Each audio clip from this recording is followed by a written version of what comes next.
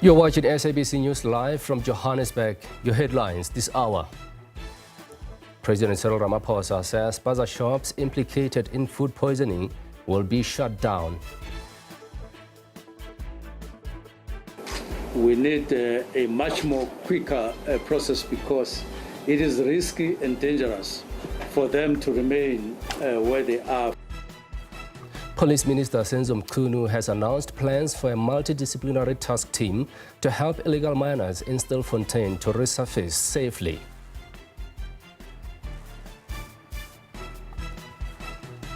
The post-election violence in Mozambique will top the agenda when the Southern African Development Community starts its extraordinary summit in Harare today.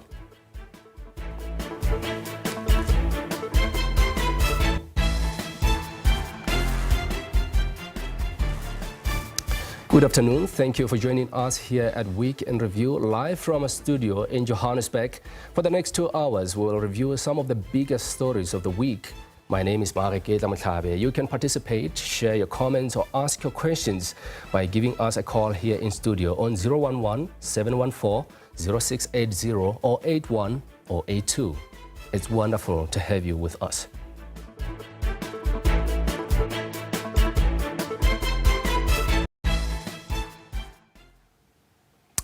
President Cyril Ramaphosa has called for the registration of all Spaza shops and the closure of those implicated in food poisoning.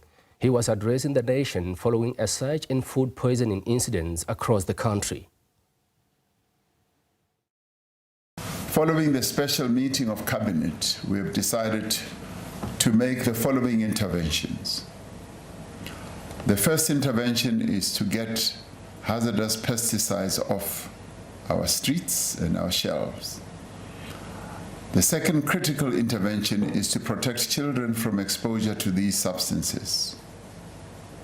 The third critical intervention is to prevent future outbreaks. The following measures will be implemented with immediate effect. To get hazardous pesticides off the street, we now have directed that the Spaza shops, which have been implicated in the deaths of children, must be closed with immediate effect. All Spaza shops and other food handling facilities must be registered within municipalities in which they operate within 21 days from today. Any shop that is not registered within 21 days and does not meet all health standards and requirements will be closed. Now, several Northern Cape Premier MECs are currently participating in a raid of Spaza shops in and around Kimberley. This initiative follows an incident earlier this week in which a child discovered a pill inside a packet of biscuits.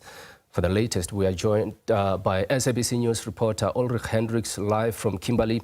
Ulrich, thanks so much for being with us. Just take us through what's going on the ground right now, where you are. Hi, good afternoon, Mareketa. We're in Galeshewe and Kimberley. Police, the provincial government, as well as officials from the Saltpike municipality, of course, are conducting raids at Spaza shops here in the township. Of course, this is being duplicated across the province with various MECs and various police, and of course, the local governments are conducting the same raids. They say this will be a continuous exercise as they implement the measures that we just heard President Ramaphosa announcing. So far, we have seen the closure of 5 Spaza shops here in the Galeshewe area. We saw one person being arrested. That was a foreign national. He did not have the papers to be in the country, and he did not have the papers to obviously operate the Spaza shop that he was inhabiting. And so we've been with them since about 9 o'clock this morning, and of course they are doing this across the length and breadth of the province. 800 shops just in the Francis Baard area. That is just one region in the Northern Cape. If we can just ask Tapelo Khumutswane to just watch out as one of the bakkies approaches him, where they are actually putting the confiscated material that they took. We can see tomato sauce, we can see various other foodstuffs, of course, either expired or not in a good condition, that police and the various officials have, of course, confiscated. They are currently busy with this Spaza shop in here. As we can see, police and officials looking at the various products that they are selling here, and just checking to see if they are expired and that they are safe to be consumed and be sold to the public here. Of course, we have officials from Sultaiki also making sure that the shops are legal, that they have the requisite paperwork.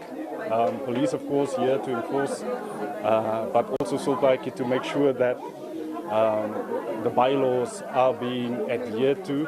We see General Tola there at the back as well, making sure that everything goes well. As I said, this is the 5 Spaza shops that have so far been in the various and various foodstuffs, of course, being confiscated. Various MECs also forming part of the raid. We've got people gathering around as they're doing this raid. We'll try and see if we can speak to them. Ma'am, how do you feel about the raid? Hello. How do you feel about the raid currently taking place? Are you happy about it? About what? About the raid being conducted by the officials here.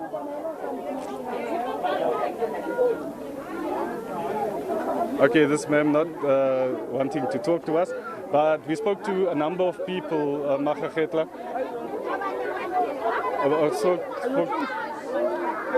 spoke to a number of people here.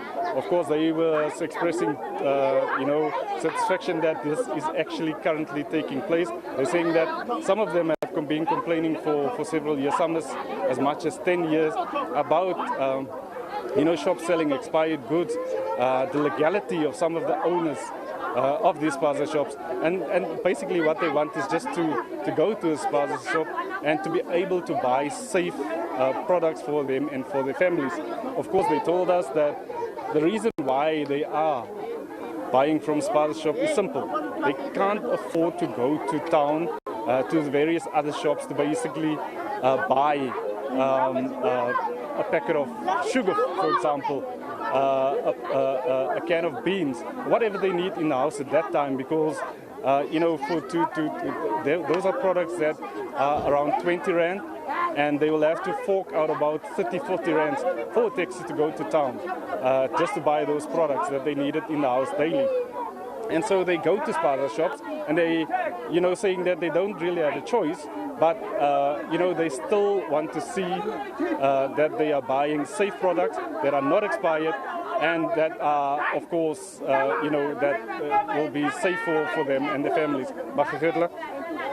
Indeed, Ulrich, and I think that's, quite interesting visuals that you just showed us there. But I wonder, do we have an idea how many areas are going to be targeted today? I know you're in Kimberley, but do we know where else these officials are going to be going today, or is it just a simultaneous operation at this stage? Hi Margretla, it's very noisy here, so I can't hear you properly. But in terms of the plans for this weekend, so this is not going to stop today. They are basically going to continue tomorrow with the various provincial government officials, police and local government officials. Like I said, 800 shops just in this Francis Baard area alone. And they won't be able to look at all of that today. So this operation will have to continue. over the next couple of weeks. 21 days the president gave these shops to basically reapply for licenses to operate. They've said that they will send officials from provincial government to capacitate local governments like your Solplaatje municipality, Pokwani municipality in Warrenton, for example. Those small municipalities who do not have staff to basically enforce bylaws. Some of them don't have compliance officers, for example, and then you get the sprouting up of Spaza shops in various places who are unlicensed, who do not operate within the confines of the law. So a lot of officials going to be sent to those municipalities to basically capacitate them so that these shops can be licensed, can adhere to bylaws. And then I spoke to the Koksa MEC in the Northern Cape, Bentley Fars, earlier. He said that this is not just going to be because this is a hot topic at the moment. So you see the executive of the Northern Cape out in full force, but they will continue to do this, in terms of these local government and the provincial government and of course the police to make sure that the Spaza shops conform to the law, that they are able to adhere to the bylaws, and those who cannot or for some reason do not want to will then be closed down, and they'll make sure that they stay closed. Ulrich Hendricks there in Kimberley. Thank you. Well, Week in Review continues after this break. Stay with us.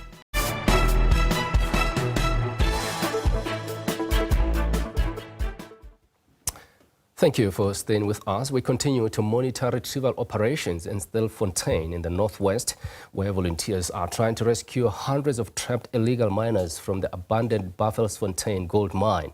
SABC News reporter Sentleng Lehihi joins us live from Stilfontein to give us an update on the situation. Sentleng, thanks so much for staying with us. Just give us the latest in terms of what's the latest really with regards to the operation. We saw them, taking charge. They were actually filling in indemnity forms earlier on, just a couple of minutes ago. Just take us through what's the latest with regards to the operation at this stage.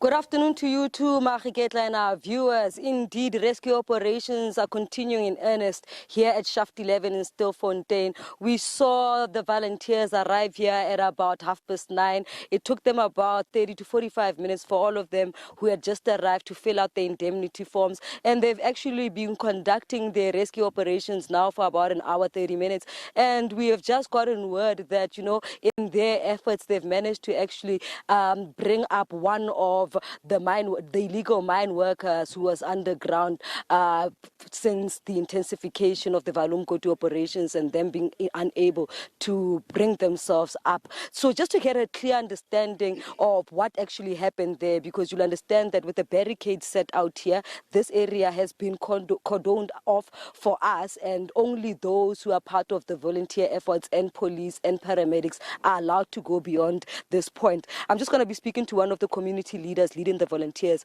Ndate, just give us your full name and what has just unfolded behind us here. No, my name is Jordaan. I'm one of the community leaders who has started this operation. No, just a minute ago, I think 30 minutes ago, one person is just resurfaced. But we are very disappointed because now the ambulance, we had to wait for 20 minutes for the ambulance to arrive. As much as we've got the message that the people are very sick, they are very weak, because it's shaking, you can see that it's traumatized, that person. But we are very disappointed. But we just thank God because he's still alive. Was he able to speak to you? Did he say anything? Is he able to speak? No, he just spoke to us. The police were there, they were present. He told us there's no food. The food that we gave them on Monday, there's nothing. The people are becoming weaker and weaker. So he said we must make a place so that the people can get something, so that they can assist one another, so that they can resurface. Because the main objective for us is just for the people to resurface alive. Even those who have passed on, they must just come resurface with those bodies. Has he given you a count of any of the bodies that he's counted himself?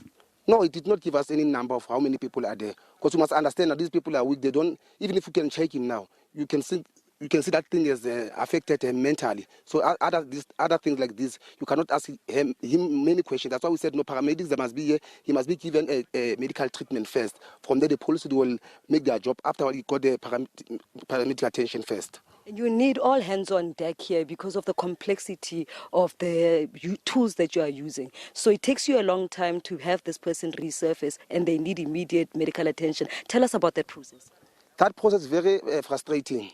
Because even yesterday we told the government that we will not wait for that process that they're going to do. The expert, they must come here and put the crane and stuff. We don't have a problem with that, but we'll continue with our operation because what's important for us is to save lives. Even that 45 minutes that it takes, but we know one thing, we are proud of one thing, that one person, his life is saved. Absolutely. Thank you so much for your time. Their recollection of what just unfolded behind us some 30 minutes ago, he says that when the rescue operations began, a letter indeed was sent out from them in the surface to notify those below that they are around. And later on, one person resurfaced. This person is significantly weak, really unable to hold themselves up. But in point of contention there is that the medical services here did not respond adequately and efficiently on time.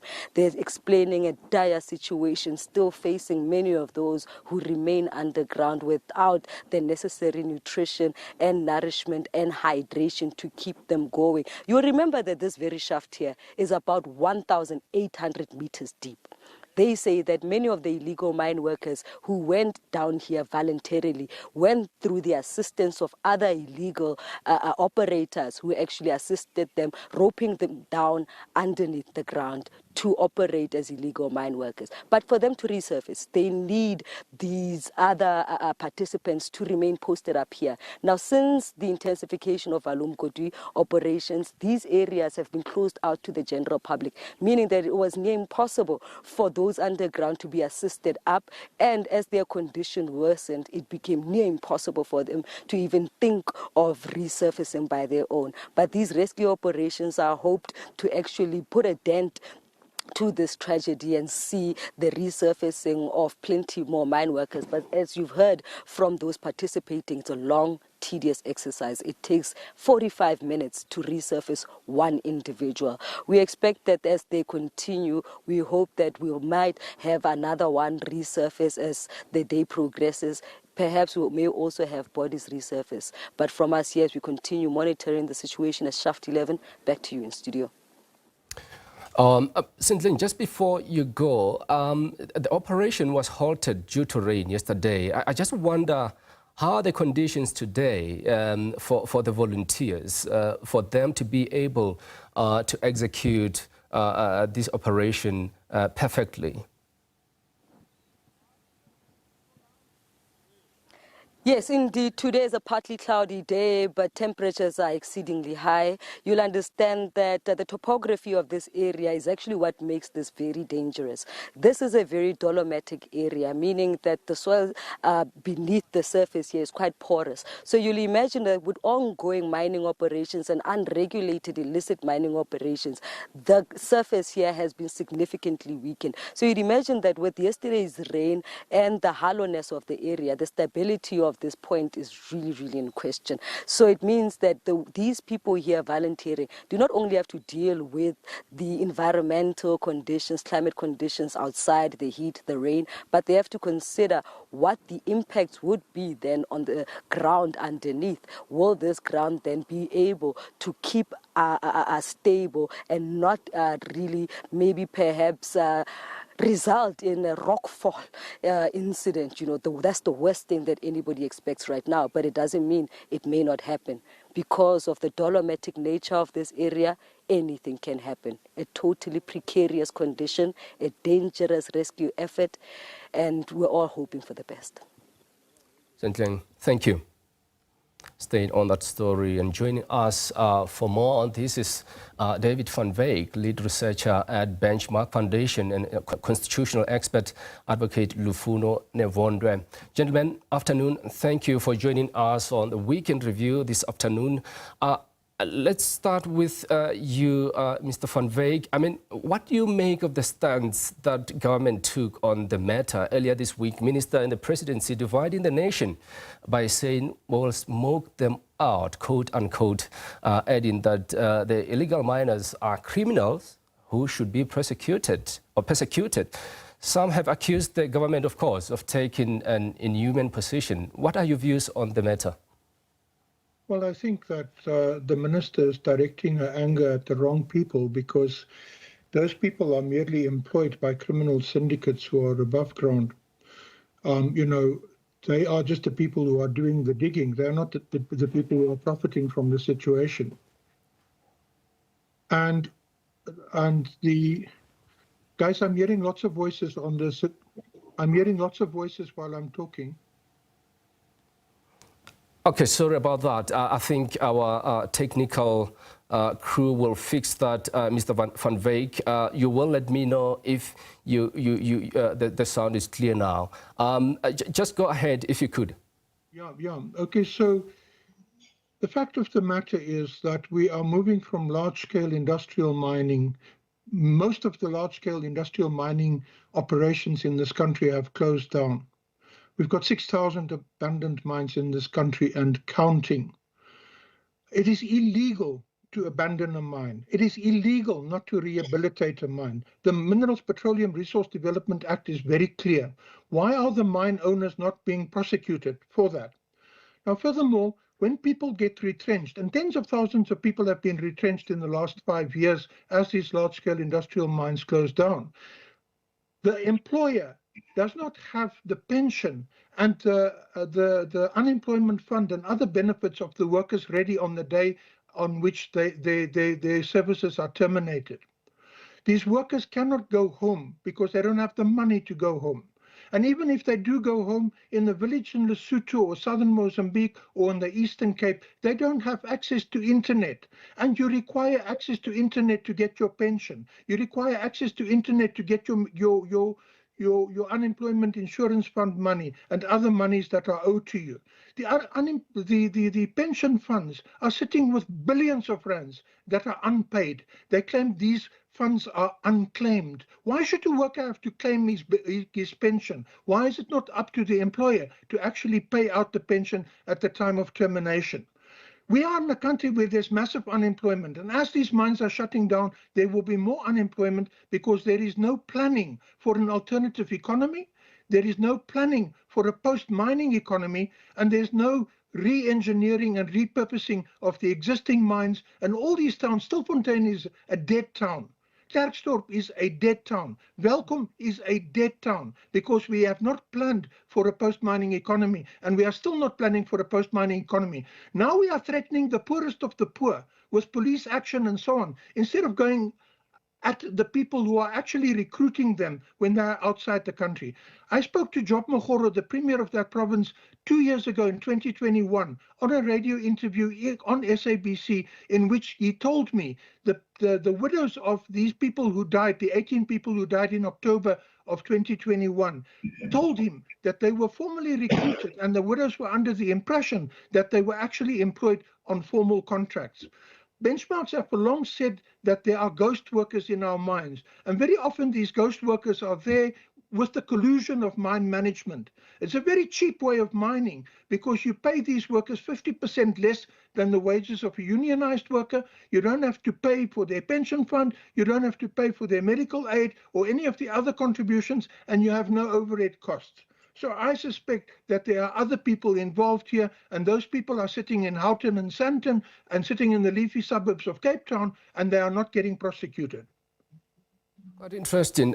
Advocate, let me just come to you. I mean, conflicting reports coming through, with some saying the miners are trapped underground, others saying the miners are not trapped but have decided to stay underground out of fear of being arrested and deported.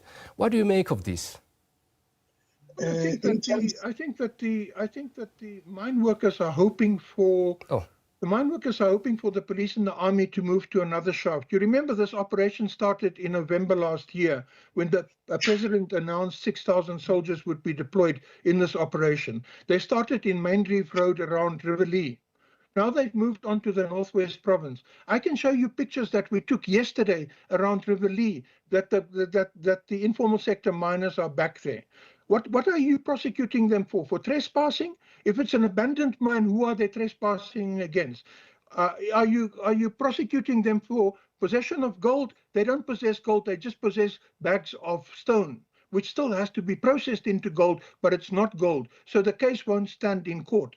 So all these guys will be back in these mines. The best thing to do is to plan for the downscaling of mining. It is to plan to create business units such as cooperatives and so on for these people to be employed by, and so that you can have an income. If you have 5,000 people in Stilfontein coming up from underground, those people made an income. They paid rent, they bought clothes, they bought food. They had a 1-to-8 dependency ratio.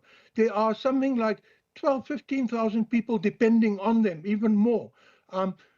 What are you doing to the economy of Stilfontein? You are hampering it even further. There are 36,000 illegal miners in Gauteng alone. You take them up from underground, there's 300,000 people that you are taking out of the economy. Instead of formalizing them, instead of regulating them, and instead of taking control of the situation, this problem won't go away by policing. It's an economics problem. It's a business problem. It's a governance problem. And why is the relevant department, the Department of Mineral Resources, not dealing with the issue? Why are they not prosecuting mine owners who are not closing down mines properly? Okay, Novondwe, is that your take as well? Say again? Oh, well, Mr. Van Wyk, we also have Advocate Novondwe on the line, so we just wanted him to give us his take on this issue as well. Okay, good. Sorry, man. Yes, I think on the very same issue, the issue here is that even though those who are trapped in the mines are suspected to have committed a crime, they still has the right in terms of the Constitution. So in other words, I'm saying that there are better plans which the police can use, because at the end of the day, when they are out, they are going to be arrested because they have to face the fully mighty of the law. But to ensure that they starve while they are underground, they don't have water, they don't have food, I think it is against their constitutional right to have access to water and also their constitutional right to have access to food. Because even though they are suspected to have committed a crime, they are still human beings. Where is Ubuntu? 30 years into democracy, we have human rights in the country, and I think it's high time wherein we must protect their rights, at the same time make sure that they are accountable. But we can do it in a more dignified way, because the role of the police is to protect everybody, and where crime has been committed, they must act. But they cannot treat them as if they are not human beings. And you're talking about, constitutional rights. I mean, throughout the years, there have been increasing calls for the decriminalization and regulation of illegal mining, as well as increasing politicization of the issue, as we have seen, throughout media reports. What should be done, in your view, Advocate, to cap this spike in illegal mining, as it has been increasing over the years? Yeah, we understand that there are challenges in terms of the illegal mining, but you do have experts in the mining who can assist in order to rescue those miners who are underground, so that they come out alive, so that they can be able to face the fully mighty of the law. So here we are not against the strategy of the police to ensure that the arrest those illegal miners. We are not against that, but we are against the way we are doing it. We can do it much better with the protection of human rights, because these miners, if we want them to be out, some will be out dead, not alive. And how are they going to be accountable? Because we must go to the root causes of the issues here. It might not be only them. There might be people who are outside who are also involved. So when you prosecute them, so you are going to find the truth and hold all those who are responsible accountable. So the issue here is that whatever we do, let's protect the Constitution, let protect the constitutional right which they have, so that when they go to court, they have a fair trial. Because how do you expect a fair trial when many of the human rights are violated? Mr. Van Wyk, let me just come to you. I mean, in a case such as this, who is held liable for tragedies that occur underground, as you have seen in Stilfontein, in case where, tragedies involving illegal miners, who is held accountable in this case?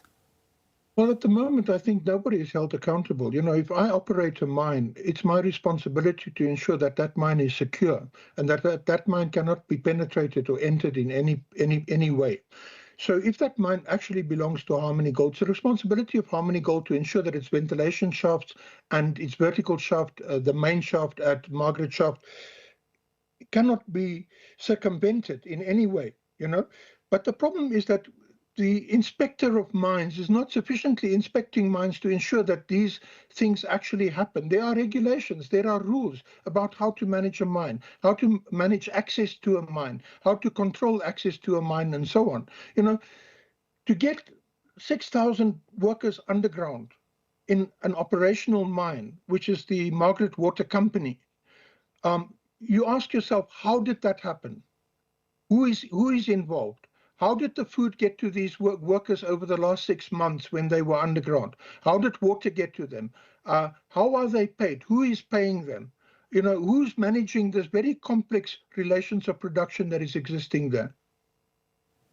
Yeah, well, I mean, that's an interesting point, and I just want to hear you advocate as well, your take on that. I mean, who is supposed to be held to account here? Yes, we've heard the miners saying that they are forced to do this, as Mr. Van Wyk as well mentioned earlier on. Due to the issue of unemployment, they do not have any other means to put food on the table. But when tragedies like that occur, where people die underground, in your view, who is supposed to really be held accountable here, Mr. Novendo? I think Mr. Van Wyk has put it very clearly.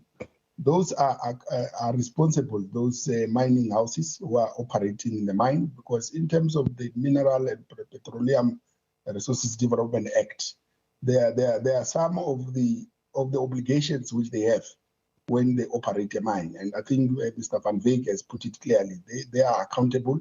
But even those who find themselves illegally in the ground, they must also be held accountable for engaging themselves in an illegal activities, because that is in contravention of the MPRDA. And Mr. Van Wyk, just coming to you, I mean, when we look at the issues that are currently plaguing the mining sector in particular, I mean, what are some of the standout challenges the sector is currently faces? What have you actually gathered? Well, I think that for us, what is very important that we must accept that large-scale mining is largely finished in gold. It's finishing in platinum. And we must plan for an alternative post-mining economy. We can re-engineer those mines to do very useful things. They all have electricity substations, they all have sports facilities, training facilities, medical facilities and things like that can be very useful for local government in that particular area, for example. But we must plan for it. We must not allow a mine to be abandoned. We must plan for the mine to transition to alternative uses. A mine can be used to generate energy, for example. A mine can be used to produce industrial water, for example. A mine can be used for so many purposes if we plan for it.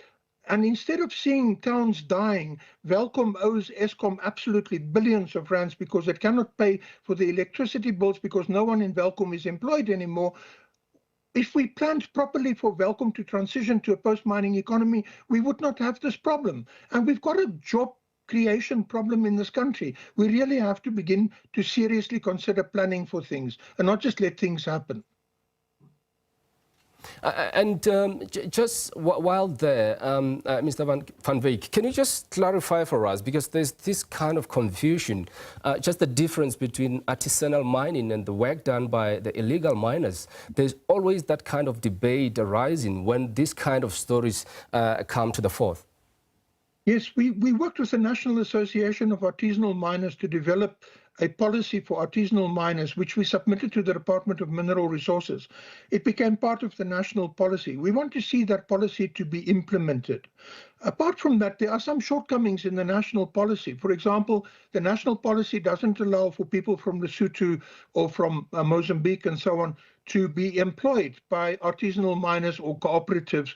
And South Africans have been largely excluded, except those from the Eastern Cape, from the apartheid mining industry. Now, the people with the skills of mining often come from southern Mozambique and Lesotho. So if you have South African-owned cooperatives who can actually employ these people, we can have a situation of mutuality. You can also have a less conflictual situation between them and surrounding communities. All right, gentlemen, just hold it right there because we've got a caller who is from Pretoria. Vincent, welcome to the Weekend Review. What's your take on this?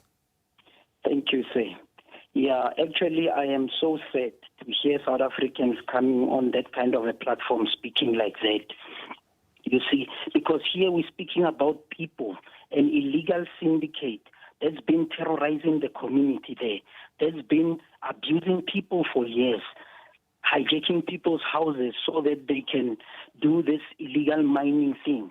And now they've put themselves in there, and people want to come here and speak about the Constitution that allows people to enjoy the rights and enjoy life. Who put them there? Whose responsibility is it? These are the questions I'm asking.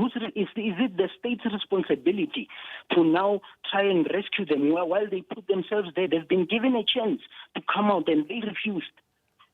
So I'm really mesmerized to hear what these guys are saying. Actually, the laws. This is what people have been saying. The laws of South Africa are failing us as a country. Look at the majority of those people. They are foreign people. Imagine if it's me going to Zimbabwe, going there to mine their gold illegally. I would be killed just for doing that. But when it comes to South Africa, people must just do things nilly-willy, as though there's no law, there's no rule. I am still supporting what the minister says. Those people are criminals and they must be treated with the harshness that's so, the possible harshness ever, so that those that are following with land, that those things are not allowed here in the country. Mind you, you can't be talking about your employment and your unemployment, things that are forcing people to engage in illegal mining. They are not South Africans, those people. Whose responsibility is it to see that they are employed? They are not South Africans. They should be employed in Lesotho. They should be employed in Zimbabwe. So I think people are just playing politics here. And this includes or involves the lives, ordinary lives of South Africans. We've got families there whose houses are being hijacked by these people. Our children can't even drive there because they're afraid of being kidnapped, shot, and who. All right, I don't Vincent, even know what to thank say, you. But I'm so Thank you so much, Vincent. Advocate, I don't know if you heard Vincent there. I mean, and this is the debate that's also ongoing on social media as well.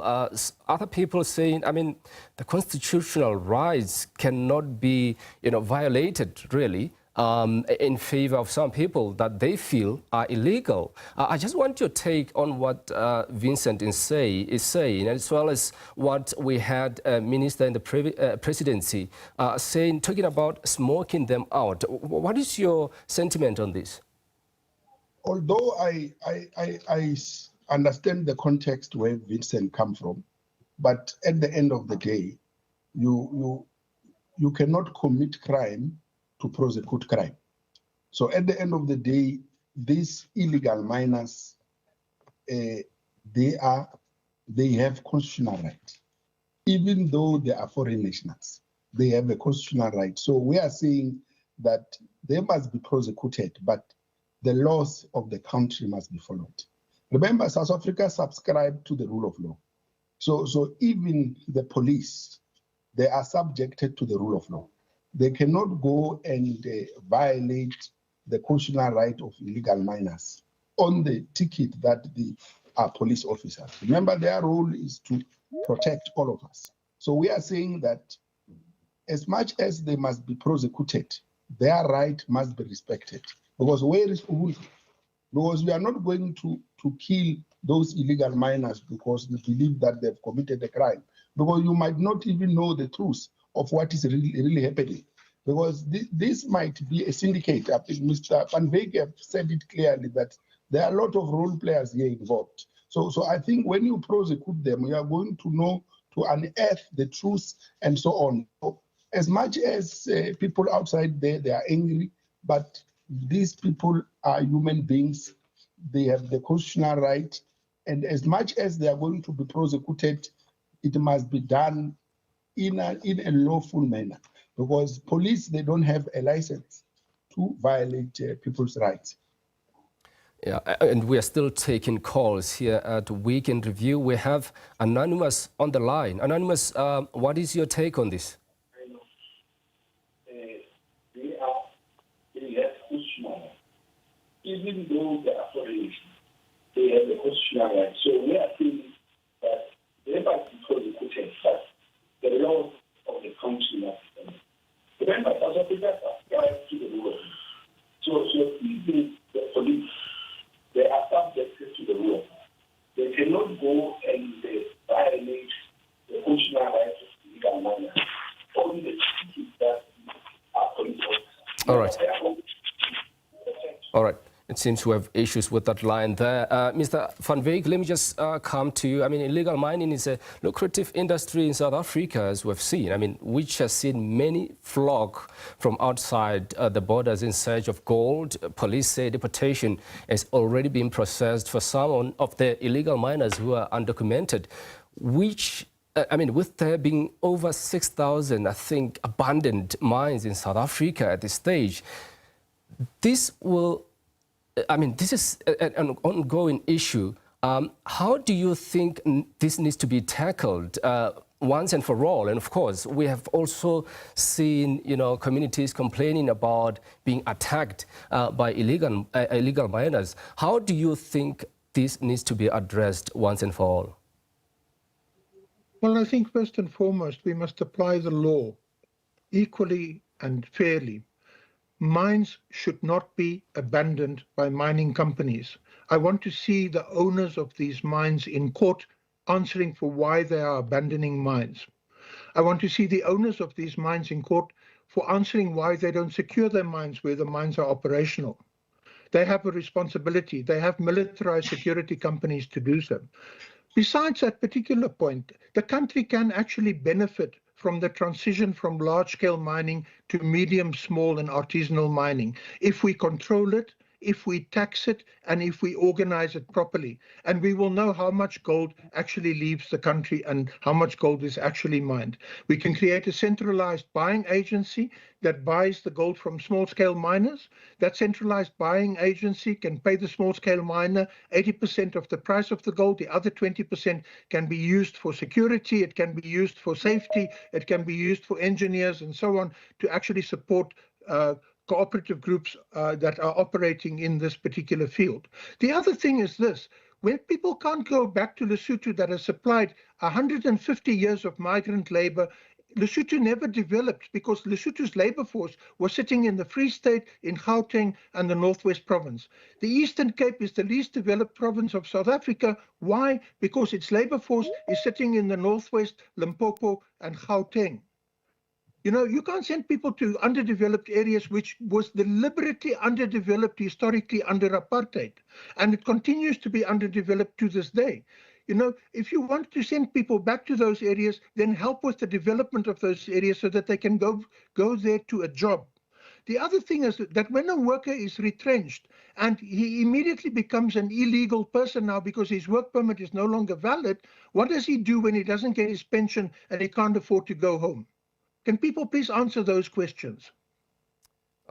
Gentlemen, thanks so much for your time here at Week in Review. Thank you indeed. That was David Van Wyk, lead researcher at Benchmark Foundation, as well as constitutional expert, advocate Lufuno Nevondwe. Gentlemen, thank you indeed. Do stay with us. Week in Review continues after this.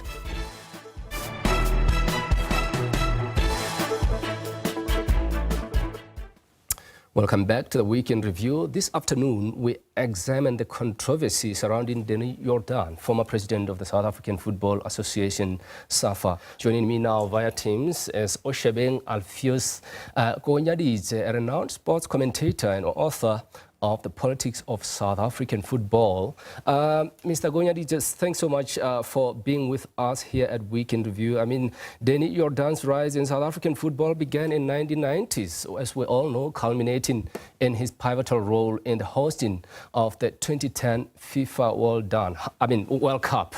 However, his presidency was marred by allegations of rape and corruption. In 2015, he faced allegations of rape from Jennifer Ferguson, a former ANC MP and singer, stemming from an incident in 1993. Jordaan denying as well those allegations.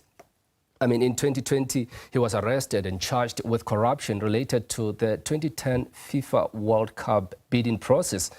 Oshebeng, if you look at this background, I mean, what led to Jordaan's downfall, really?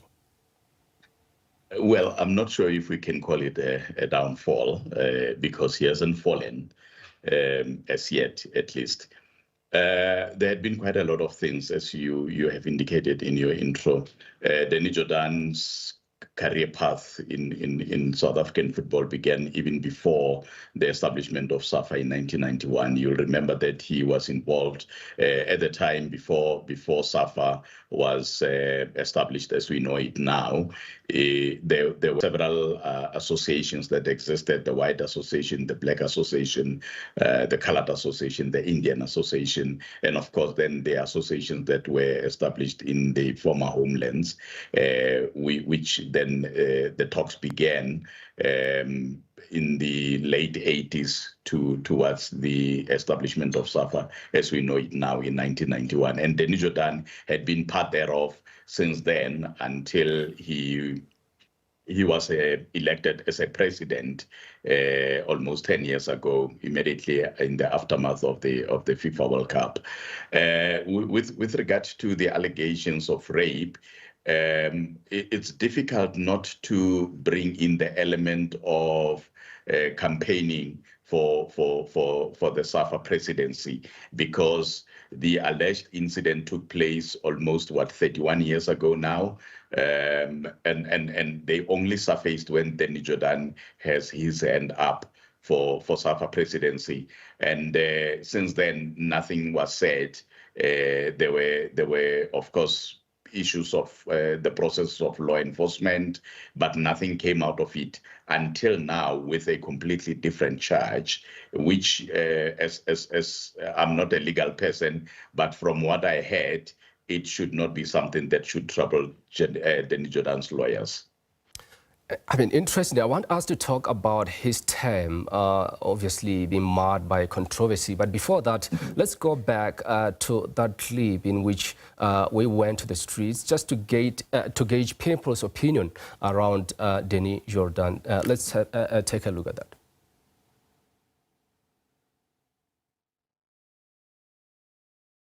All of us, we are corrupt, guys. There's no one who can claim that he's better than anyone. Look at our country.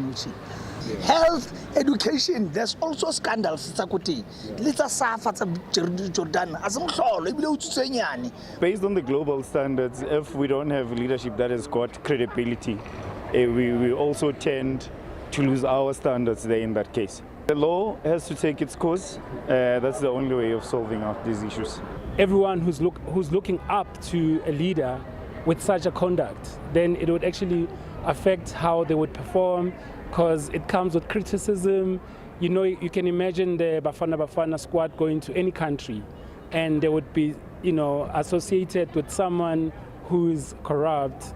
So it automatically affects their reputations. The truth is there are many more Jordaans out there. I thought he's someone who can take South Africa up in terms of our football, given his reputation and the status we've given him. So it's a bit sad to now learn that he is a part of such a huge scandal. And at his age, I think it's actually very embarrassing. Yeah, those are the thoughts coming from the streets there. Quite important indeed. Just coming back to you, Mr. Gonyadize, I mean, his term has been marred by controversy, allegations of manipulating conferences in his favor, dismal performance by Bafana as well, rape allegations and corruption. What do you make of the man, really? How would you rate him?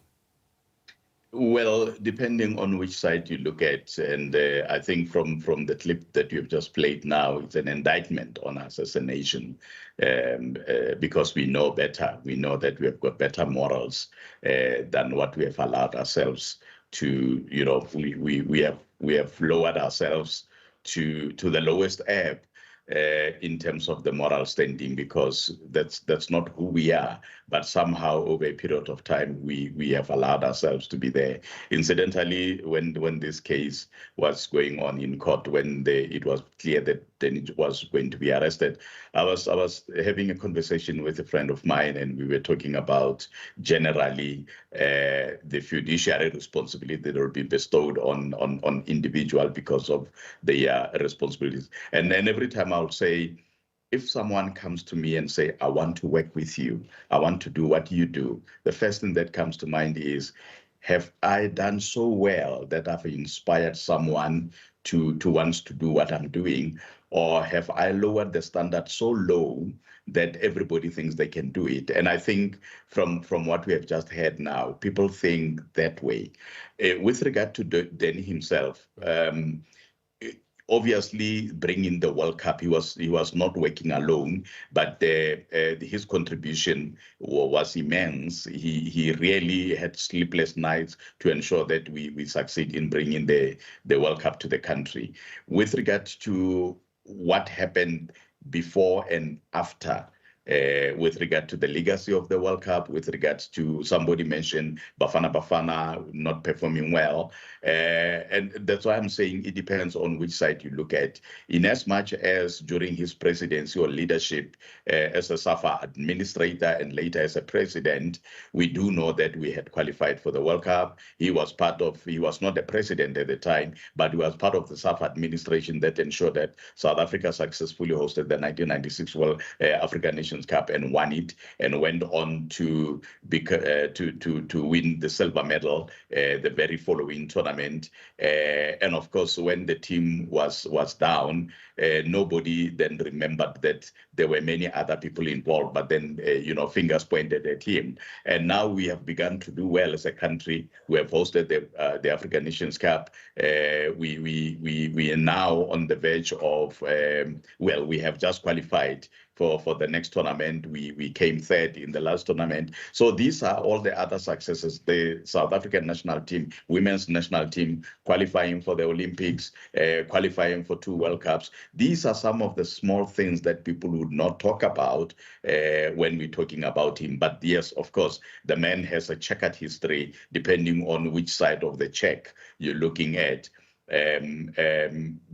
Because he had stayed, it's a fact that he had stayed for far too long. He has been part of the football administration. A whole lot of other people with whom he started had long gone. Some obviously are late, some had retired, but then Jordaan is still there. Now, maybe it's time, or maybe the question we should be asking ourselves is, why doesn't SAFA change their constitution to say you can serve so many terms as a president, and beyond this age limit, you are no longer allowed to hold any position within SAFA?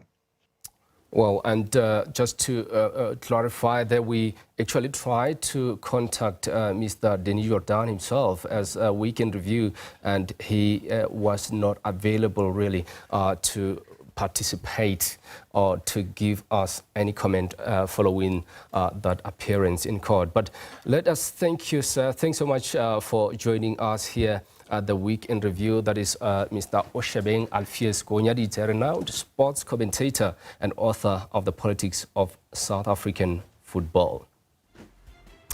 And us here at the Week in Review, we will definitely be back with more news at the top of the hour. Do stay with us.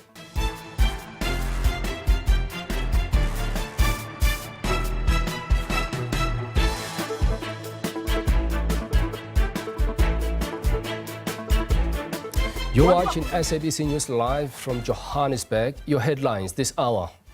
The Gauteng province continues to grapple with water shortages. Water and Sanitation Minister Phemisa Jordaan says the province's water challenges are self-inflicted.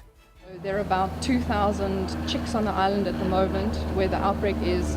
And what's really sad is that they're now about 9 months old. They're just about ready to leave. The Department of Forestry, Fisheries and Environment has expressed deep concern over a possible outbreak of avian influenza in endangered birds nesting far out to sea. Brazil is gearing up to host the G20 summit next week.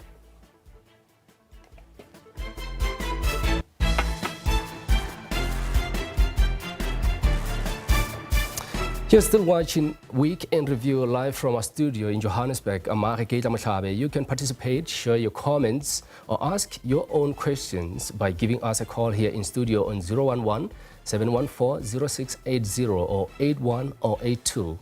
It's a pleasure to have you with us.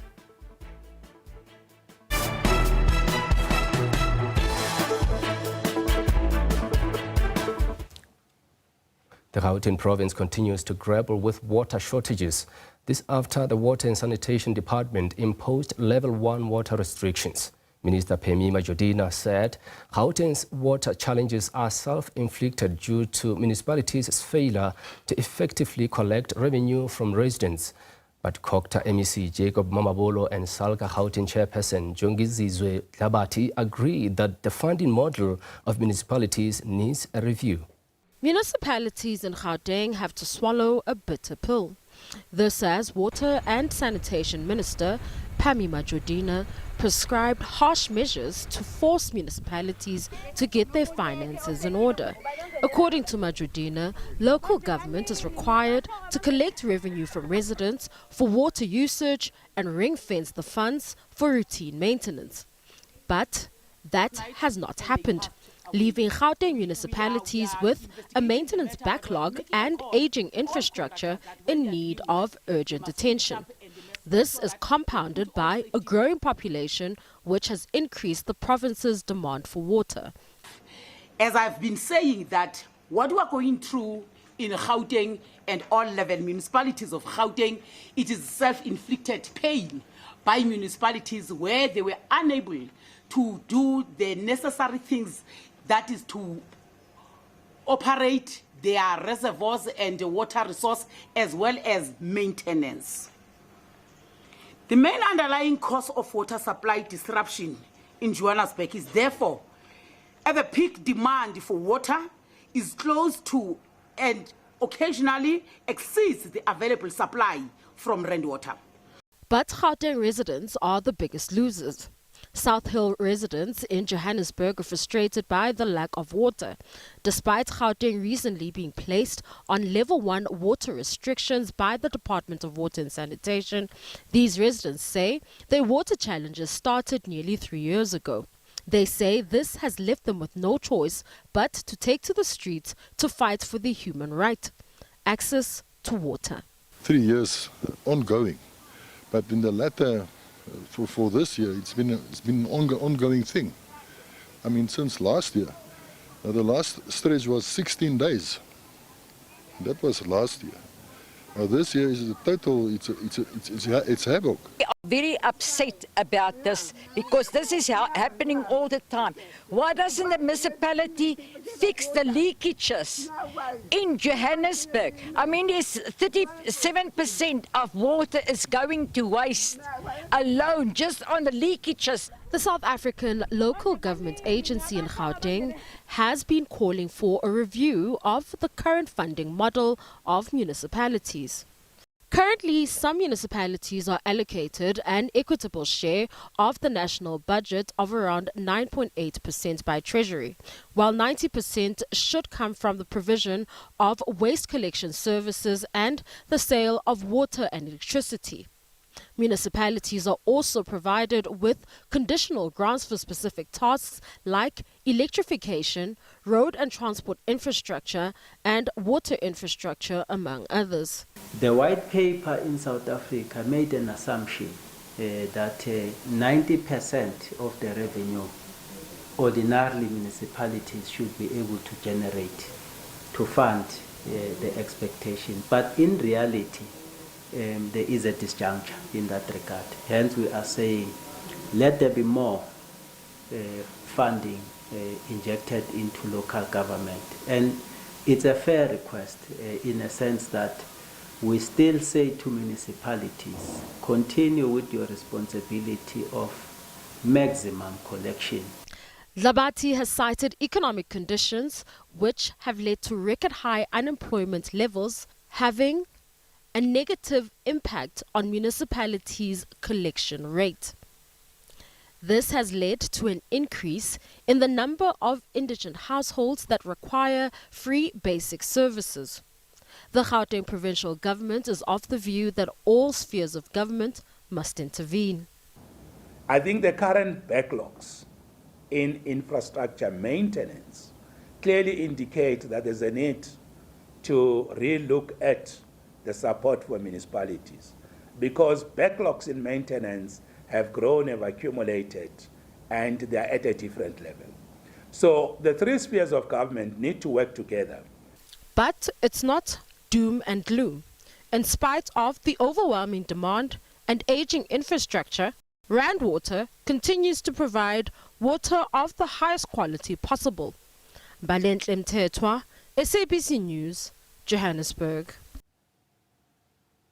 Now, frustrated Olifantshoek residents in the Northern Cape have accused councillors of the Gamagara local municipality of deliberately sabotaging a water supply project so that they can benefit from water tankering. Residents have been without water since September. Queuing and jostling just to get a drop of water has become part of the daily life of these residents. This as their taps have been dry since September. They claim that the water currently supplied by water tankers is not enough and is filthy. We're getting infection because of the toilets are not clean enough, and that is a bigger problem.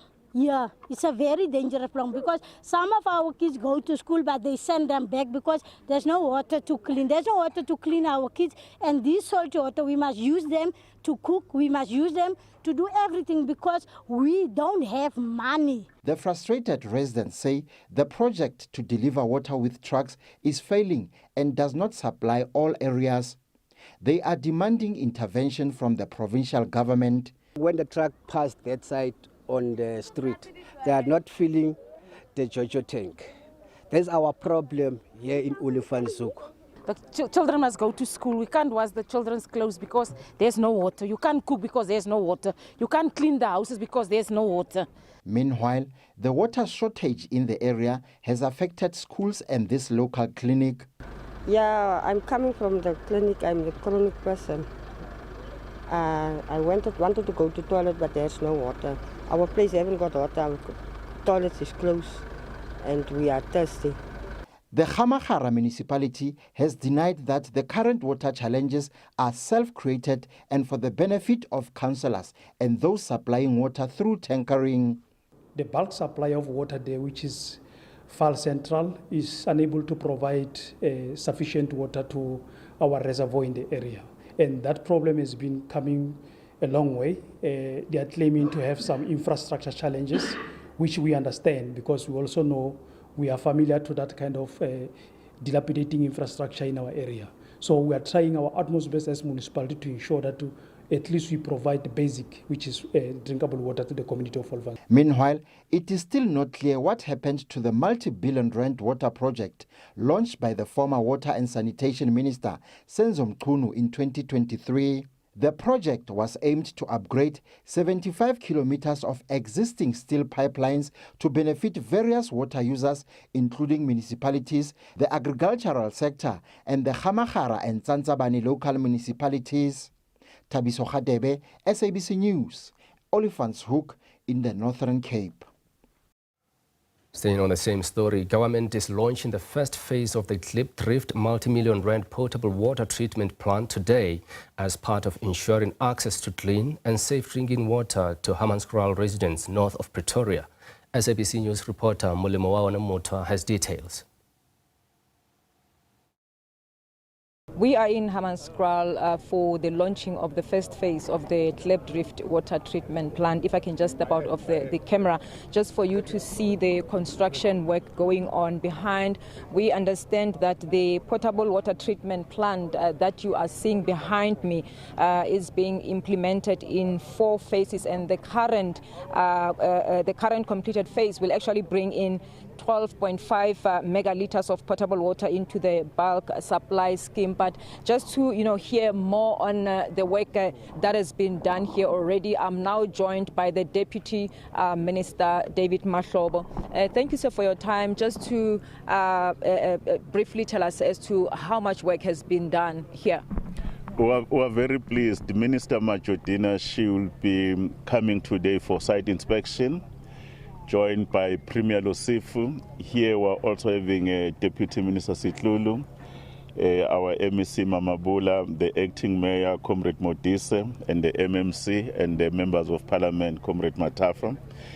We promised the people of Hammanskraal that while the problem of Rooiwal is being attended, which takes a little bit longer because of the major civil work, mechanical work and electrical work, in the interim, we're to do something we've never done in South Africa, of building a package plant that can treat the water, because there is additional water available in the Klipdrift system here, managed by Mahalis. We promised to build this plant of a 50 megaliter, which is the first time in our country to build of that particular size. We normally do small modules, about 1 to 5 megaliters. The first module the minister today will look at is that it will be a 12.5 megaliter module.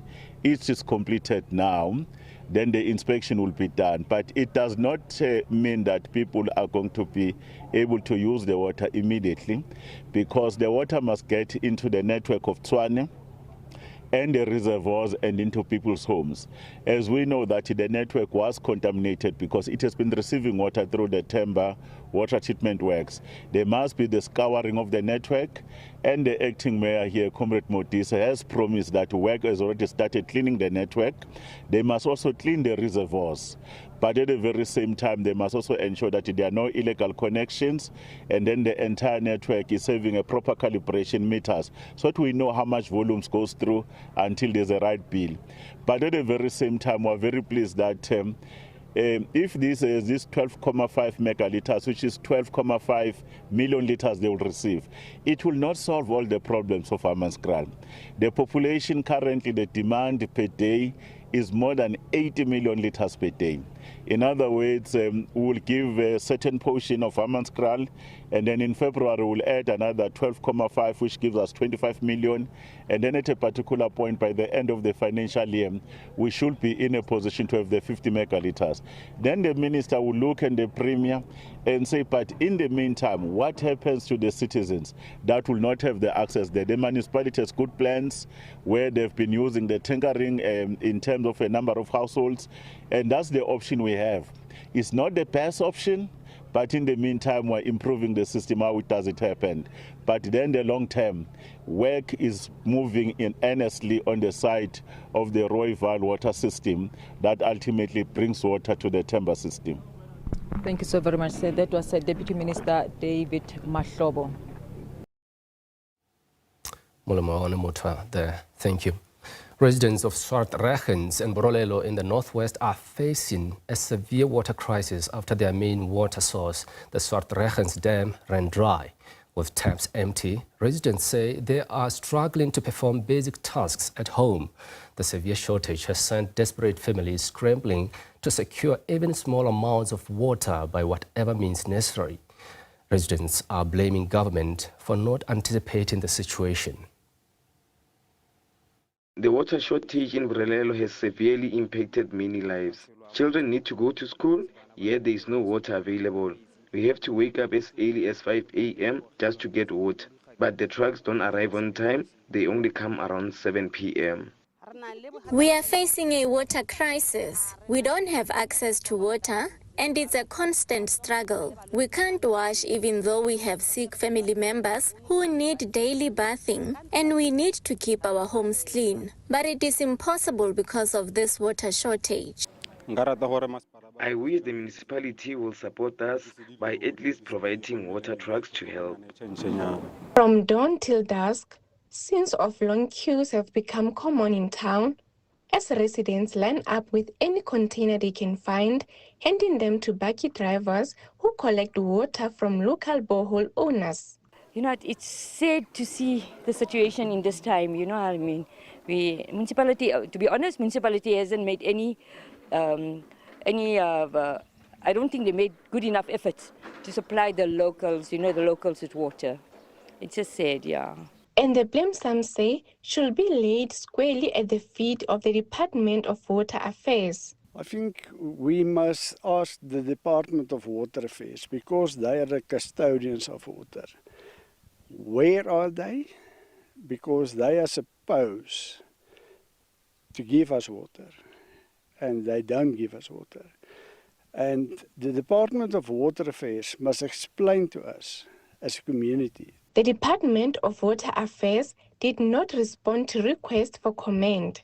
Catlin River Local Municipality, meanwhile, say efforts are underway to address the situation. We've been engaging the different sectors to ensure that we attend to that problem.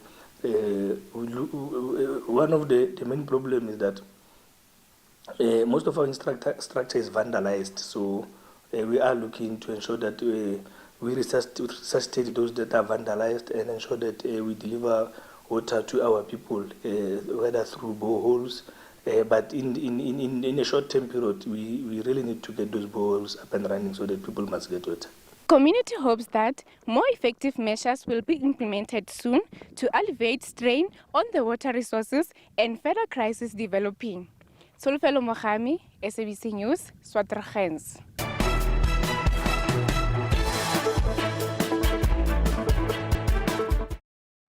Welcome back and thanks for staying with us. The Human Sciences Research Council, in collaboration with the Department of Women, Youth and Persons with Disabilities, will be releasing the first South African National Gender-Based Violence Study report on Monday.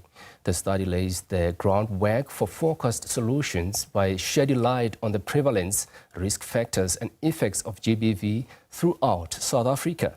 Gender-based violence has become an everyday occurrence in society in South Africa, and efforts are being taken to try and fight this scourge. But to tell us more, we are joined by Advocate Brenda Mudumise Bajibo, who's a social justice activist. Advocate, thanks so much for joining us here at Week in Review. I mean, just how serious and deep-rooted is gender-based violence in South Africa? Oh, good afternoon. I mean, that study will tell us exactly how deep-rooted it is. And I think what we have been doing for the last 10, 15 years is not having credible data to substantiate some of the claims or even the interventions that have been made thus far.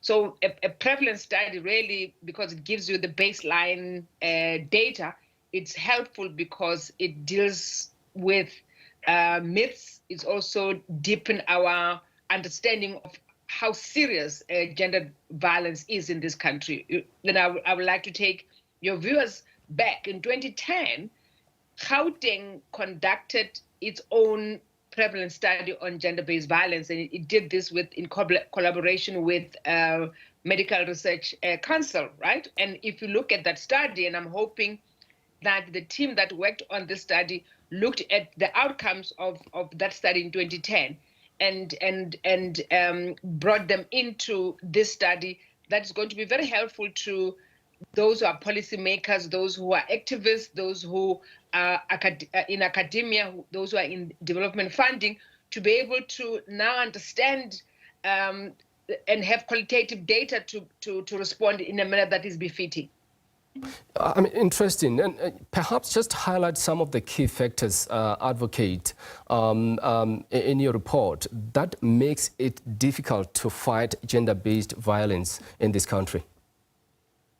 So I'm sure that the HSRC, who are the custodian and the authors of the report, will shed light on what makes it difficult. I mean, we can give you our own experience of why it's difficult to attend to gender-based violence in totality, right? So remember, there's intimate partner violence, which is the highest, and it's the highest in the world, intimate partner violence. And when we say intimate partner violence, is from physical to emotional to psychological to financial to sexual assault, right? So it's when there are intimate partners, and we're talking about people who are in a relationship, that you find that is the highest in the country, right? We also have incidences when those who are victims and survivors of gendered violence, when they are women, there's always this outcry saying, but men also are victims of gendered violence. And we have consistently said, when we talk gendered violence, we are not excluding the violence that is meted out against men. However, the prevalence, and that's what you're going to get in this study, is going to demonstrate that the majority and the highest number of people are subjected to violence in all its manifestations, whether it's sexual assault, whether it's rape, whether it's sexual harassment, whether it's domestic violence, whether it's intimate partner violence, emotionally, physically, psychologically, and financially, is that majority are women. And when we emphasize that, and the posture and the approach that we take is to target those who are at risk, and being women, we need society to understand why that's the case. And this study is going to help us to do so. And Advocate, how has the response been from the perpetrators themselves, or even the victims, amid this study? I'm just quite interested to know the impact of this study. So you're going to see in the study, I take it, because in any study, they would have interviewed men and women. You'll hear what the men had to say about their involvement in victimization, because remember, the study is about victimization and perpetration. So you're gonna get the stats around how prevalent it is, and the perpetration levels of violence, right? And this will be based on the interviews that would have been conducted with men and women who might have been victims and survivors of gendered violence, and men who perpetrate this violence against women. So the study is going to bring out into the open all of these things, so that we understand and we don't hide behind what makes us feel comfortable. We now have facts. We are factual in what we say, and our interventions must speak to that fact. And talking about interventions, Advocate, I mean, how will these findings in the study help to inform policies and strengthen the National Strategic Plan on GBVF?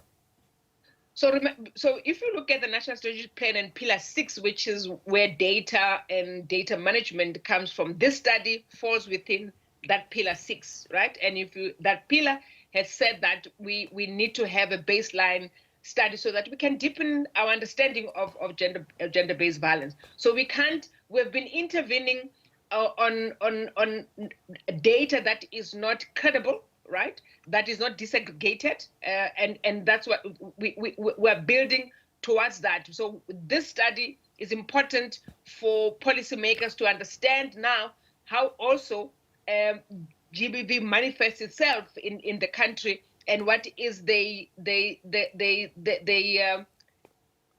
psyche of the perpetrators themselves, and whether the interventions that we have come up with earlier or before, whether they will continue to work now that we understand the nature of the beast, right? So it's going to require that we go back to the drawing board and look at interventions that addresses what comes out of this study, and not shoot in the dark. And I think for the longest of time, we were shooting in the dark because we didn't have a national survey. We now have. You had Gauteng that had its own national survey of prevalence of GBV, but that was in 2010. We now have this in 2024. Next year, even in the planning and in budget allocations, we are taking that government is going to take that into account and start to put resources so that we find the sketch in earnest. And you're talking about the sketch, advocate, and I'm just interested in this, well, men, you also mentioned that doesn't only focus on women, even men themselves, but then there's that element of not speaking out as men. And I guess those are some of the things that should be emphasized, isn't it? Absolutely. I mean, I think it goes for both sexes, right? Men don't speak out because they've got this belief that they are machismo and their masculinity is compromised, so they need to almost demonstrate that they are men and they can't be seen to be abused, right? So the society has put pressure on them to behave in a particular way. So it's masculinity, it's machismo that they must portray. For women, they don't talk about it because they don't get believed when they say that they have been abused. So many will not talk about their abuse at the hands of those who are their partners. So we need to create a society where, one, we believe victims and survivors of gendered violence. When someone opens up and tells you about their experience of being violated, whether sexually, emotionally, psychologically, physically, you believe them. So we've got a tendency of not believing victims and survivors of gendered violence. So that's especially when it's women, right?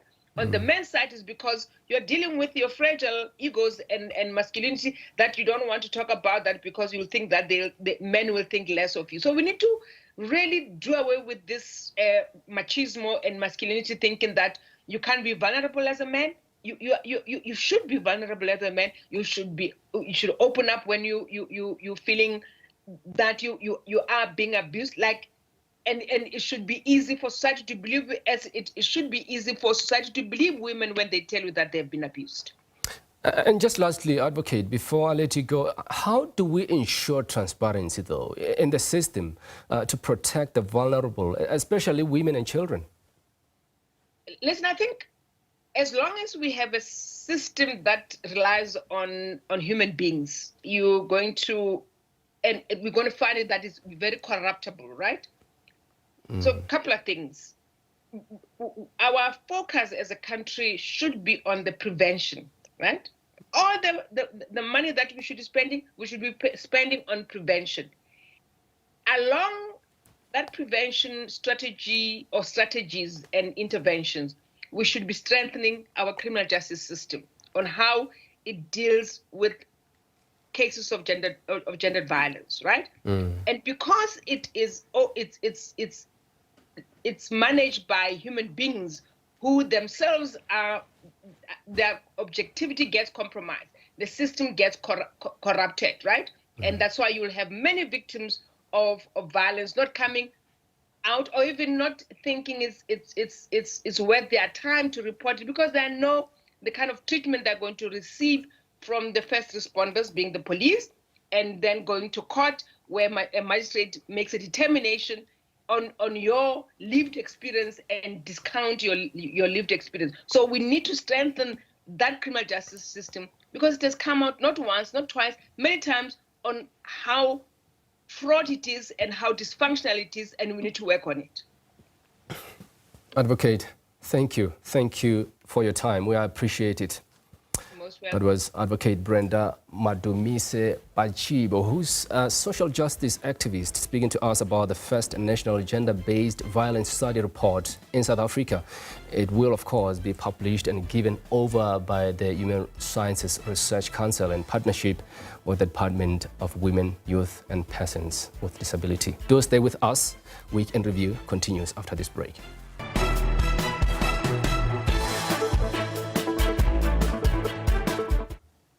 Lawyers for Human Rights say former Limpopo Health MEC, who is now the Premier of the province, Dr. Popira Matuba, breached the ethical guidelines on social media as stipulated by the Health Professions Council of South Africa when she appeared on social media lambasting a Zimbabwean patient, telling her that she's straining the South African health system.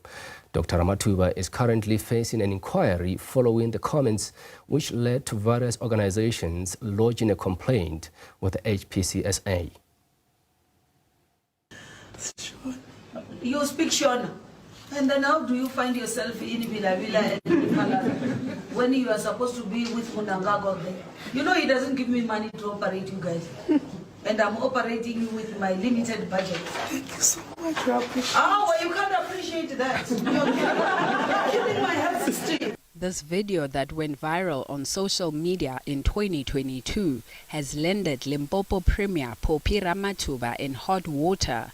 Lawyers for human rights believe Ramathuba was harsh and her words could have been perceived and interpreted as xenophobic. I think it infringes the guidelines that have been set out by the Health Professions Council on prescription, on advice, on the ethics of how medical doctors should be, if at all, engaging with platforms like social media, which can be very harmful, disrespect for patients' dignity in this instance, and I think through interpretation, whether it was intended or not, to be understood as hatred and xenophobia against foreign nationals. Eka Baram testified that Ramathuba was aware that she was being recorded.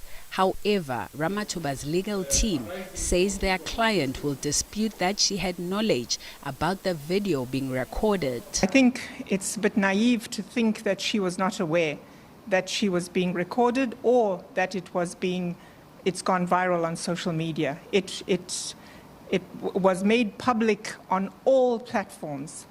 And I think that in her standing as a doctor, she should have gone public and called for the withdrawal of that video, and we would have supported it. The inquiry has been postponed to next year for more witnesses to take the stand. Neria Shagutsa, SABC News, Pretoria. Members of Parliament's Communications and Digital Technologies Portfolio Committee have expressed concerns that no action has been taken against government officials who are alleged to have been involved in the awarding of an irregular information technology tender to the value of 1.2 billion rand in the Western Cape. While parties acknowledge that it's not clear if it is a case of human error or straightforward maladministration and corruption, they say they fear that this incident is just the tip of an iceberg and they are demanding answers. We'll do those items. Thank you. All role players here agree the details of how this tender process played out are very complex and tricky. It deals with the State Information Technology Agency, SITA, awarding a 1.2 billion rand tender to Blue Network Consortium to roll out local area network services for the Western Cape Education Department. The IT tender was for the supply of network services to the department for a period of 5 years. One of the unsuccessful bidders raised a red flag. Legal firm Cliff Decker Hofmeyer was called in to do a forensic investigation. There were 4 very clear material irregularities. These are irregularities that had an adverse effect on the procurement process, and as a result tendered the procurement process and the finalization thereof unfair. It lacked transparency and ultimately lacked fairness in terms of the bidders who participated in this process. Political parties used harsher language. We call these things irregular, just to, make them to sound nice, but this is corruption. SITA managers were suspended for their role, but MPs want to know who else should be held accountable. Yes, the Western Cape Education Department, and in some instances government, Western Cape government officials, not necessarily from the Education Department, were part of the full adjudication process. So what would happen is they would be the decision makers on the committees. MPs want answers. If Western Cape officials were making decisions, why are there no findings against Western Cape officials? I'm asking this because you suspended company secretary, you suspended chief procurement, But I think when Madame Tendai was presenting, she kept saying it's important to note that the Western Cape officials were the one who were making decisions. CETA was mere coordinators. All the processes that have unfolded so far, was it malicious or was it maladministration? And if it is maladministration, how do we come back to South Africans and tell them that these two people who were appointed in this report are back at their jobs with zero consequences? So the Western Cape provincial government participates in a tender process. A company gets awarded. This award is flagged. In comes a minister from the DA, removes that board that was appointed after, reinstates the board that appointed this company, and then here we are, protecting, it seems, in a form of even reinstating some of those same board members back to seemingly protect this award to some extent. That's how it's looking to me. You know, it's just got DA, and I'm talking now from what I'm observing, written all over it, because the provincial government of the Western Cape is the DA, and so is the Minister of Communications. Communications and Digital Technology Minister Soli Malatsi said there was no political conspiracy that he is trying to cover up. We haven't had any communication with the Western Cape Department on this too. And that is because, one, the legalities around, or the questions that emerge around the legalities of this tender hasn't been finalized. So what position is it for us to then move from the angle of engaging the Western Cape? I've never engaged them. I've never engaged them, to answer you. And that is where we are, Chair. And unless there is a clear requirement in terms of, here is a requirement that there was wrongdoing on the part of the ministry not initiating the action with the Western Cape, and that wrongdoing then gets articulated, then I think it will be reasonable to engage it at that level. Sangoni Diko said the committee would meet on this matter again, at which point the board would be given the opportunity to share their side.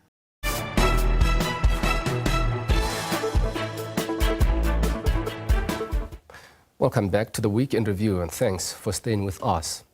The Department of Forestry, Fisheries and the Environment has expressed a deep concern over a possible outbreak of avian influenza in endangered birds nesting far out to sea. This as the Management Authority for the Prince Edward Islands, a protocol for the management of avian influenza in seabirds have been developed in partnership with Western Cape Veterinary Services and experts from around the world to monitor the situation.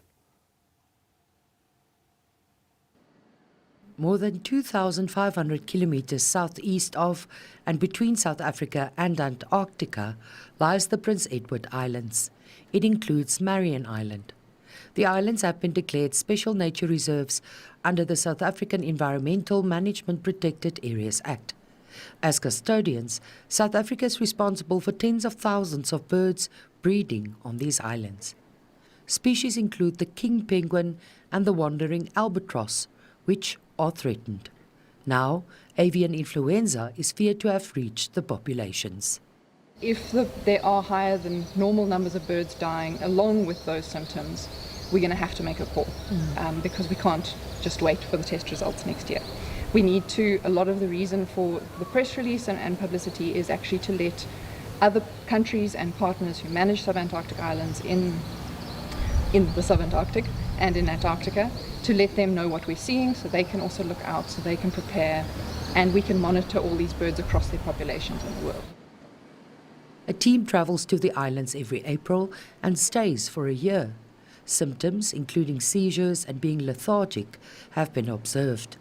The genome sequence of the virus will only be determined next year when the current team returns with test samples. It's suspected the strain of virus is the same that made its way from the Americas, killing tens of thousands of birds and marine mammals. There is no cure, but it's important to know what virus it is.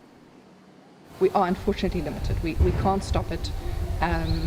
We can't do anything significant really, but we want to know what's happening to our birds, and we want to, in the long term, be able to quantify what effect this had and what the other effect the other threats are having. We need to know what's going on. Since 2021, avian flu has wreaked havoc around the world, including South Africa. The Prince Edward Islands are home to half of the world's population of wandering albatross, which are already facing the impact of climate change. So there are about 2,000 chicks on the island at the moment where the outbreak is, and what's really sad is that they're now about 9 months old. They're just about ready to leave. Their parents have been feeding them for the last 9 months since they hatched, and they are what is dying in greater numbers, and the numbers are going up. And that species in particular, the adults only breed when they're about 7 years old. They only have one chick every 2 years, and that chick takes them the whole year to raise. So it's a huge loss if we lose this year's chicks. It's not just this year's chicks, it has long-term consequences. Monitoring continues on the Prince Edward Islands, and in the meantime, everything possible is done to prevent the further spread of the dreaded disease. Mariska Botha, SABC News, Cape Town. The African penguin is staring extinction in the face as its population continues to decline by as much as 10% per year. There are only 10,000 breeding pairs left along the southern African coast, a decline of 90% since the 1970s. But conservationists and scientists are continuing with their efforts to preserve the species, and the humble artificial nest program has proven to be successful. During the past 20 years, artificial nests have been provided in the breeding spaces, and these are proving popular so much that the egg-to-fledgling ratio has increased by more than 16%. A man-made helping hand to assist the breeding pairs nesting in tough conditions. These artificial nests provide extra protection against the elements, but even more so against predators. The nests are stationed in all the major breeding colonies in South Africa along the east and west coast.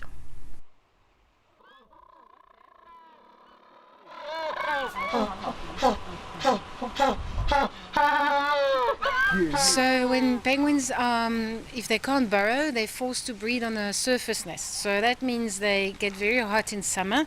So when they're too hot, the adults will go at sea to cool down, and they leave their eggs or their small chicks, and then predators can come.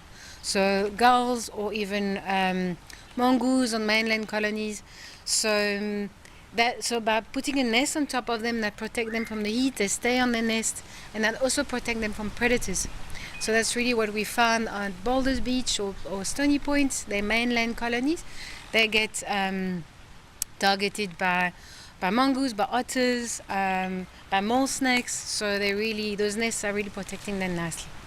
Penguins are also facing a number of threats, including declining fish stocks, oil spills, and habitat changes linked to climate change.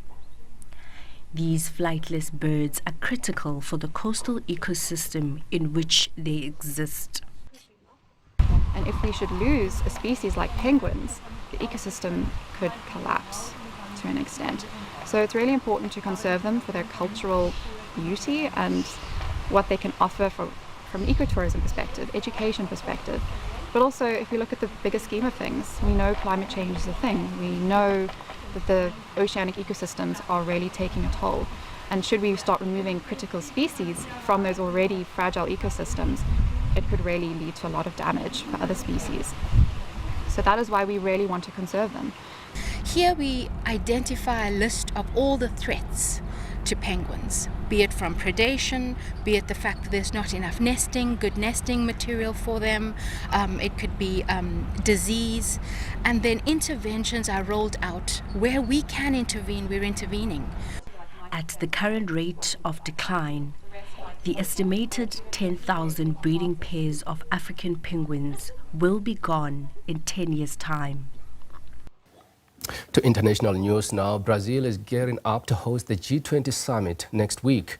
The multilateral platform represents about 60% of the global population, 80% of global GDP and 75% of global exports.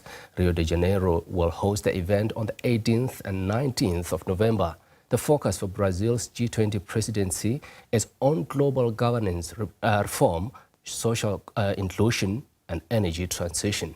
Brazil took over the G20 presidency from India in New Delhi last year. The Brazilian seat of Rio de Janeiro is preparing to receive heads of states during the summit. The Latin American powerhouse agenda is bold and ambitious as it seeks to drive the global agenda. We will support President Cyril Ramaphosa at the G20 in Brazil. The G20 summit represents the conclusion of the work carried out by the country holding the group's rotating presidency. It is the moment when heads of state and government approve the agreements negotiated throughout the year and point out ways of dealing with global challenges. In Brazil, the G20 Leaders Summit is scheduled for the November 18 to 19, 2024 in Rio de Janeiro, with the presence of the leaders of the 19 member countries, plus the African Union and the European Union.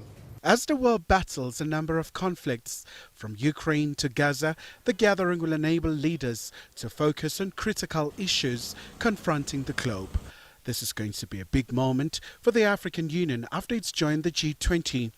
The G20 is a product of a crisis, and it was able to manage a crisis. The world economy was able to come out of a very major economic and financial crisis. And I'm very much convinced that in spite of the challenges that are emerging, it should be able to ride through these challenges and become more relevant. Why do I say so? Because initially we had the G7, and there was a realization that both in terms of output and in terms of demography, there was needed to really come up with a larger number of people to come up with any informal institution of global governance, which is the G20. The G20 is a preeminent forum where global economic cooperation is facilitated, supporting emerging and developing economies to achieve sustainable development, which is key for global stability and security. For Pretoria, this is a special time as it will take over from Brazil. South Africa will assume the presidency of the G20 on the 1st of December 2024. At a date to be determined by the presidency, we will launch the program officially here in the Republic of South Africa after we've received the handover in Brazil, in Rio. Russian President Vladimir Putin will not attend the gathering due to the warrant of arrest issued by the International Criminal Court following Russia's invasion of Ukraine. US President Joe Biden is expected to bid farewell to world leaders since his term is coming to an end. Chinese President Xi Jinping will attend the sessions in Rio de Janeiro, especially after China and Brazil enjoy close ties as BRICS members. Kyle Kumalo, SABC News, Johannesburg. That's it from the Week in Review. Thanks so much for joining us. We will be right back with Week Ahead tomorrow, same time, same place here on the SABC News channel. But SA Today team, ready for you at the top of the hour. Thank you so much for joining us. And from myself, as well as the rest of the team, do take care.